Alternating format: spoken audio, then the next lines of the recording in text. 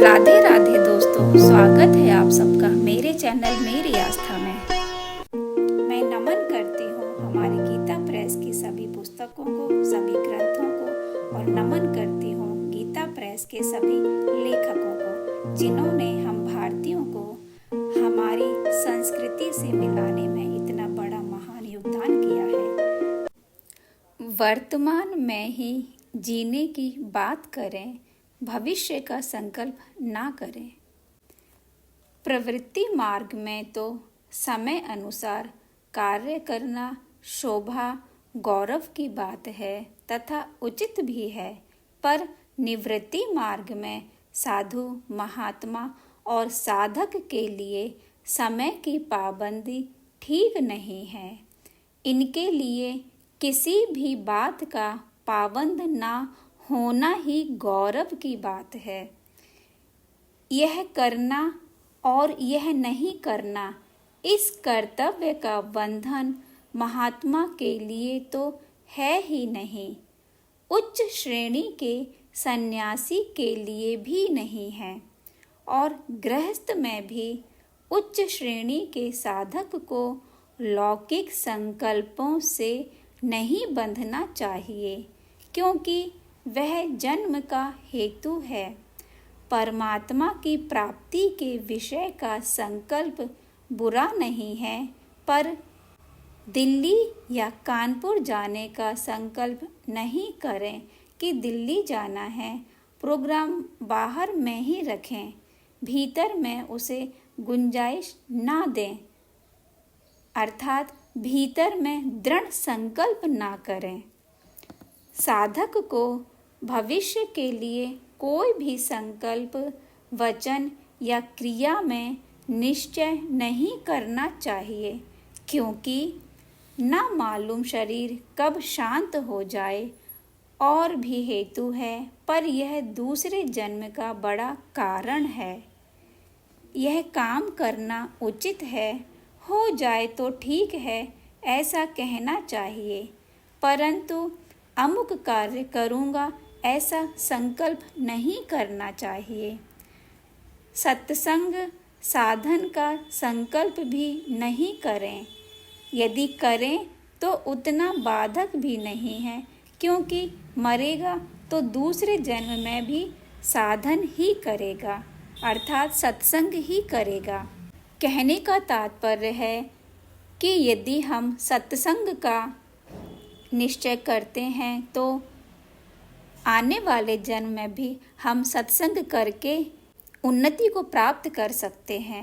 मनुष्य जैसे रेलगाड़ी में बैठने के लिए टिकट कटाकर प्लेटफॉर्म पर तैयार रहता है, उसी तरह तैयार रहें और गंतव्य स्थान भगवान के धाम का या परमानंद में स्थिति का ही लक्ष्य रखें। गाड़ी यानी मृत्यु की राह देखता रहे। जिनको परमात्मा की प्राप्ति नहीं हुई है, उनके लिए यह बड़ी महत्वपूर्ण बात है। मन में जो इच्छा है या किसी भी बात की कामना, स्पृहा या वासना है, उन्हें हटा देना चाहिए। परमात्मा में प्रेम, उनसे ही मिलने की इच्छा और परमात्मा की स्मृति, इनको सदा ही याद रखना चाहिए। मृत्यु तक भी इसे ही याद रखें और सारी इच्छाएं बाकी की हटा दें।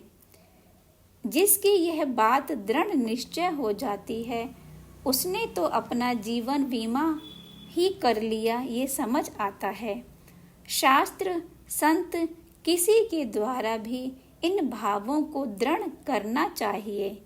भगवान ने हमें जो आश्वासन दिया है, उसकी तरफ हम ध्यान दें तो हमें बड़ी प्रसन्नता और शांति होनी चाहिए कि हमारे उद्धार में शंका ही क्या है।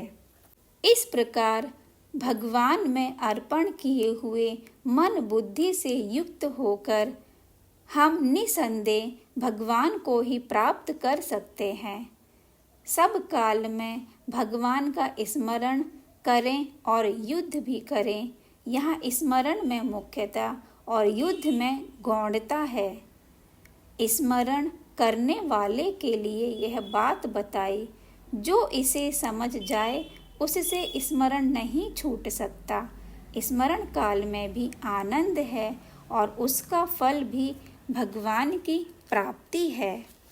भगवान कहते हैं, हे अर्जुन, स्त्री, वैश्य, शूद्र तथा पापियों ने, चांडाल आदि जो कोई भी हो, वे मेरी शरण होकर परम गति को ही प्राप्त होते हैं। इन शब्दों में भगवान ने बहुत बड़ा आश्वासन दिया है। इसके बल पर बड़े पापी को भी, संसारी को भी निर्भय होकर विचरना चाहिए। जाति, अवस्था, आश्रम, वर्ण सबसे हीन हो, कैसा भी बुद्धिहीन क्यों ना हो, उसके लिए भी मार्ग खुला है। सब द्वार खुले हैं, उसे केवल चलना ही है और कोई भी शर्त नहीं लगाई।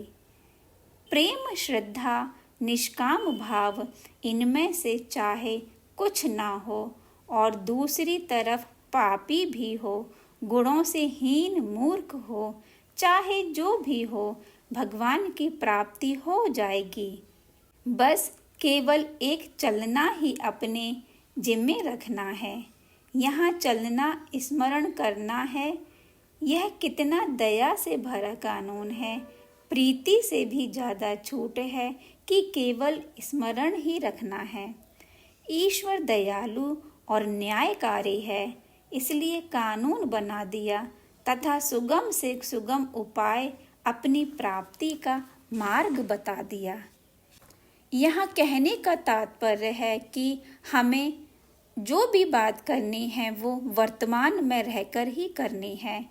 यदि भविष्य की कोई बात करते हैं तो वो भक्ति और भजन की बात हो तो उसमें कोई परेशानी वाली बात नहीं है, क्योंकि यदि हम भजन और भक्ति की ही बात करेंगे तो हमारा अंत हो जाने के बाद भी यदि हम दोबारा जन्म लेते हैं तो भी हम भजन और भक्ति ही करेंगे।